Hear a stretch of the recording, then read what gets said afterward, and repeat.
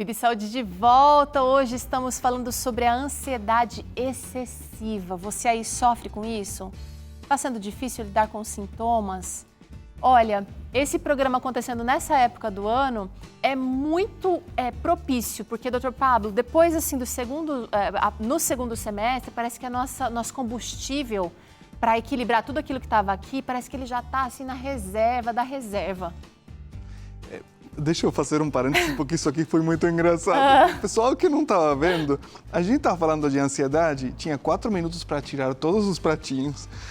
Tinha que fazer tudo rápido, tudo ansioso. E a gente falava, calma, calma. Então, voltando à pergunta, desculpa, eu não consigo me aguentar. A gente vive sempre, constantemente, correndo atrás do vento. Mas tem épocas do ano que geram mais ansiedade. Nessa época, as provas de título, as provas para entrar numa faculdade, para fazer um mestrado, um doutorado, para um concurso público. E tem também esse vínculo muito forte com certa mudança no clima também. Estação. Começa a chover mais, tem alguns países que têm, segundo a localização geográfica, menos luz, tem o clima mais cinza, mais depressivo. Então, isso também o clima também é uma outra causa muito importante, um ambiente onde a gente está de ansiedade, o trabalho que a gente faz, tá? Como é o vínculo com o trabalho. Tem trabalhos que criam muito mais ansiedade, telemarketing, gerência de alguma coisa. Gerente de banco sofre ansiedade, que é uma beleza. As pessoas que estão constantemente correndo, como agora, que os meninos rápido vieram tirar os pratinhos. Porque tinha que cumprir um horário de TV. Um prazo. Então, essas coisas levam normalmente ao ser humano a estar em um estado, como o doutor falou, ansioso, só que um estado ansioso repetitivo. Então, às vezes, as pessoas vivem com coisas que geram ansiedade e parece como se estivessem já em cima, sem descansar. Então, isso tem esse vínculo muito forte que a gente tem que ir entendendo, ir se modificando para poder enfrentar essa ansiedade. E, às vezes, a gente vai ter que tomar uma decisão que não é fácil, uma decisão drástica. Tipo assim, se você vive numa grande cidade, está ganhando um bom dinheiro, mas está estressado, gasta 1h30 para ir, 1h30 para voltar todo dia do trabalho, enfim, violência no trânsito, violência de assalto mesmo, tudo isso. Então, sabe, isso vai minando a saúde. Então, a pessoa tem que tomar uma decisão sobre qualidade de vida. Quem sabe não é melhor ganhar menos e viver mais perto do campo, na cidade menor, e ter uma qualidade de vida mais tranquila, do que ganhar mais, mas estar nessa adrenalina assim, de todos os dias que, no mínimo, encurta o tempo de vida, além de outros problemas, né? Você pode aproveitar a presença do Dr. César aqui com a gente, também do Dr. Pablo, ambos são psiquiatras. Eles têm vasto conhecimento, experiência e têm ajudado muita gente a vencer a ansiedade. Você pode mandar sua dúvida para cá, sua pergunta, ou contar para a gente como é que a ansiedade se manifesta aí para você. QR Code aqui, esse aqui vai te levar para o nosso contato de WhatsApp. Você pode contar essa dúvida ou contar essa ansiedade sua aí se manifestando de alguma maneira para a gente por ele. Ou então digita aí, nosso contato é 12 98266 0004. Vou trazer uma interação na tela, Dr. Pablo. Olha só a Beca, o que é que ela está falando. Meus sintomas de ansiedade são mudanças de humor, vontade de ficar isolada, excesso de pensamentos, não falo muito e sinto vontade de comer besteira. Ok, aí ela descreve vários sintomas que não têm necessariamente relação com a ansiedade. Mas esse último que ela descreveu é incrível quanto se repete. A ansiedade mexe muito com o nosso ânimo para comer ou não comer. Apetite. Então, o apetite. Então, aí a gente entende que muitos pacientes têm uma tendência muito forte a descontar na comida, especialmente no carboidrato, ou seja, coisa doce, ou essas comidas que têm muito mais sabor, as gorduras, frituras, lanche, tudo que atrai muito pelos olhos. Então, é muito frequente ver isso. Mas tem pessoas que, quando ficam ansiosas, parece que o estômago fecha e perdem a fome. Isso também acontece. Então, é super importante entender que a ansiedade mexe muito no nossa vontade de comer ou não comer, tá? E eu achei interessante que também uma característica que ela colocou é que eu não falo muito, perceberam isso? Então, tem pessoas que são mais caladas e que precisariam falar para aliviar, porque falar ajuda a curar. Claro que não é falar com qualquer um, né? Mas se você tem esse perfil de realmente guardar mais do que você falar, desabafar suas dores, então você precisa trabalhar nesse sentido de começar a encontrar alguém que Deus vai te indicar, que não tem que ser necessariamente um profissional, uma pessoa confiável, ética, para você poder desabafar um pouquinho das suas dores. E ajudar aí nesse processo. Agora, olha só, vamos entender quais são as causas da ansiedade, porque a gente já falou bastante sobre o problema. Vamos pensar se de repente, olha, tem causas genéticas, traumas, abusos de álcool e droga podem causar também ansiedade, química do cérebro, queria que vocês comentassem sobre isso, e fatores ambientais podem levar as pessoas a se tornarem mais ansiosas. E a gente percebe que a nossa comunidade global, né, a gente está falando mais do Brasil, que é o país mais ansioso, mas parece que é tudo favorável, doutor. A gente tem aí pais e avós que já estavam com isso, ou genética, mas o ambiente, parece que tudo favorecendo. Os fatores ambientais estão mudando muito pelo estilo de vida que a gente precisa ter. Parece que é uma necessidade ter que estar na correria. Então, quando a gente enxerga essa necessidade que seja tudo muito intenso, tudo muito rápido, tudo sem esperar, a gente vê isso no celular. O celular, a gente está num caminho de coisas de curto período de tempo que mudem muito rápido e que me satisfaçam muito. Então, um videozinho não pode durar mais de 10 segundos, 30 segundos, e eu quero o próximo, e cadê o próximo? E aí fica entediado, e vai para o outro, e o dedinho vai fazendo assim, a gente vai acabar tendo artrose dessa articulação. Mas a realidade é essa, a gente está num ambiente que está favorecendo a ansiedade. Hoje, antes de entrar no programa, a gente estava falando de quanto a depressão foi ocupando lugares na escala de doenças mais frequentes. Eu me lembro quando eu estava fazendo a especialidade de psiquiatria na Argentina, que aqui eu fiz uma pós-graduação, mas eu sou especialista na Argentina. Ele falava assim, a gente espera ano 2011, a gente espera que a depressão seja a terceira causa de incapacitação no mundo no ano 2020. A depressão foi a terceira causa no ano 2018. Se adiantou 2 anos. A nossa saúde mental está piorando e a gente está vivendo muito mais ansioso, toda essa velocidade de coisas. No primeiro ano da pandemia, a OMS declarou que a ansiedade e a depressão aumentaram 25% só no primeiro ano. Então, isso foi no último Concílio de Genebra, foi no ano 2021. Então, a gente está... O que está acontecendo? E muita gente ainda reclama de que não foi mais a mesma depois da pandemia, doutor. Então, após esse primeiro ano, quando a gente teve um pouquinho assim do vislumbre do que era mesmo a pandemia e do tanto que a gente perdeu, esses índices eu tenho certeza que... Aumentaram? Muito mais. Aumentaram muito.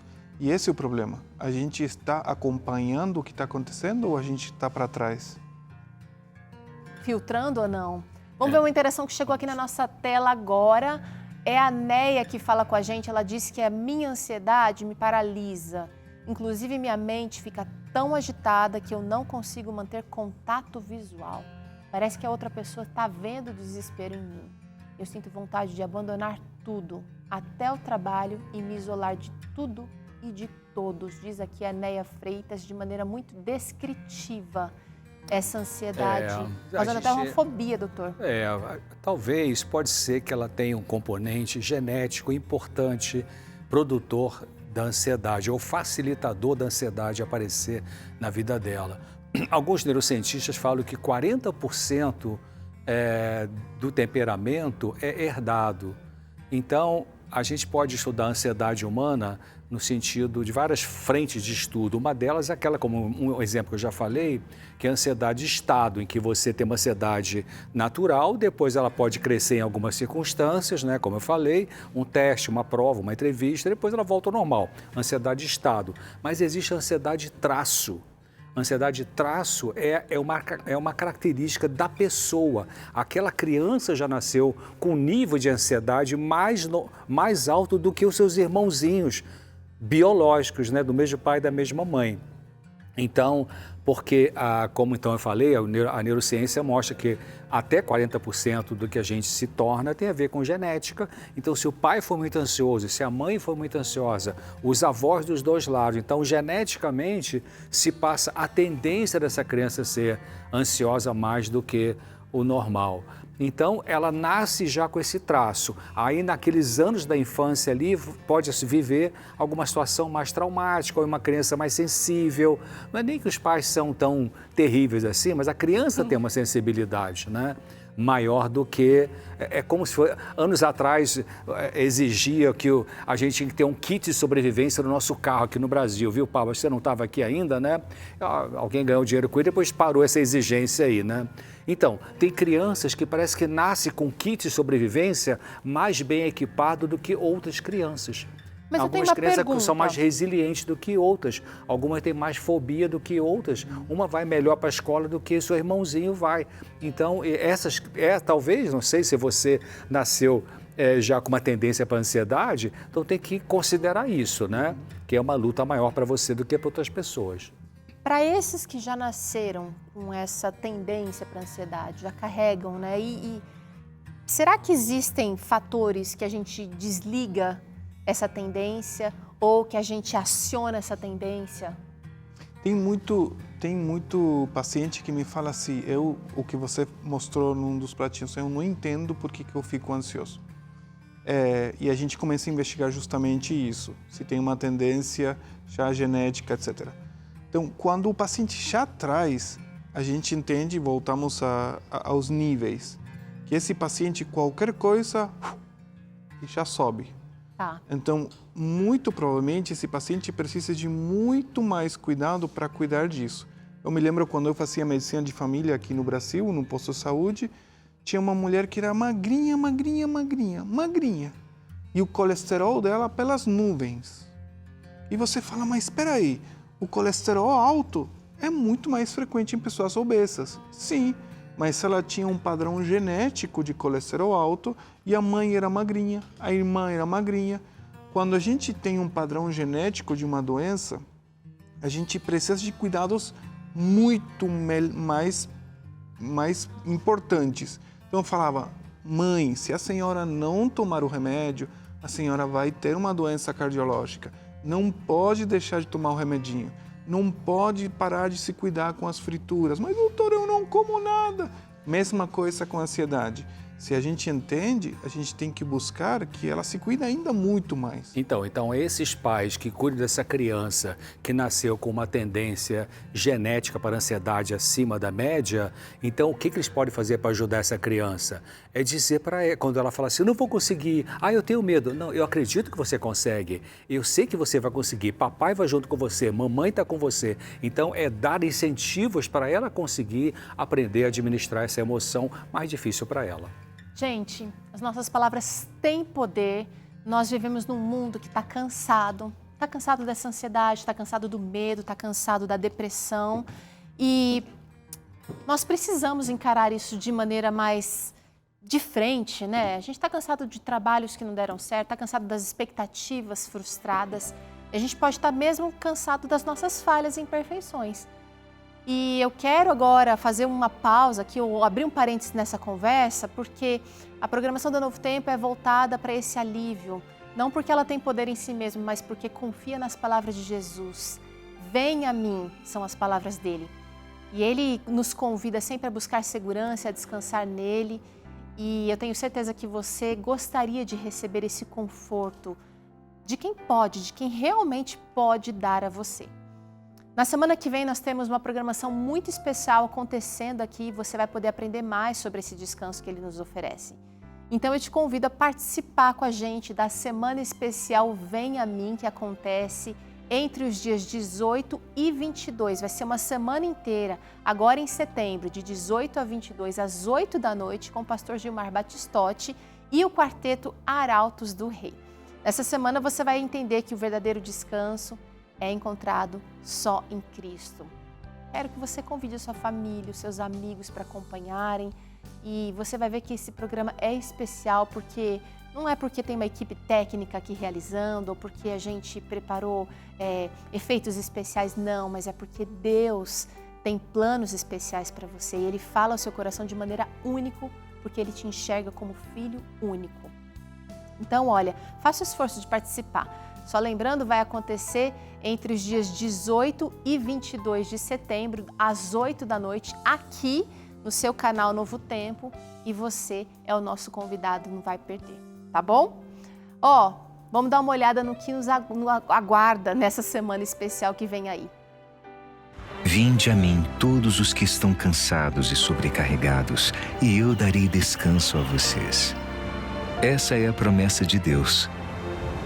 Você pode aprender mais sobre esse consolo na nova semana especial Vem a Mim, que estreia dia 18 de setembro, às 8 da noite. Não perca, Vem a Mim, com o pastor Gilmar Batistotti, na Novo Tempo. Isso aí, oportunidade, tá? Para você que está enfrentando ansiedade, para você que está precisando dessa companhia de Jesus, Ele está fazendo um convite muito especial. A partir do dia 18 de setembro, às 8 da noite, aqui na Novo Tempo. Olha, gente, falar de ansiedade não é fácil. A gente tem que enfrentar a ansiedade, né, doutor Pablo? Até durante os intervalos aqui, a gente precisa lidar com ela. Será que vai dar tempo? Será que a gente vai conseguir abordar todos os assuntos? Ou seja, será que a gente vai conseguir atender todos os telespectadores mandando mensagens aqui? Temos que lidar com a ansiedade e eu acho que talvez a grande questão seja aprender a dosar, doutor César, que é o que a gente conversa ainda hoje nesse programa. Depois do intervalo, a gente vai falar sobre como conviver com essa ansiedade, tá bom? Se você quer ter sua dúvida respondida também aqui pelo doutor César e o doutor Pablo, é hora de mandar a sua perguntinha aqui para o nosso WhatsApp durante o intervalo. Até já já!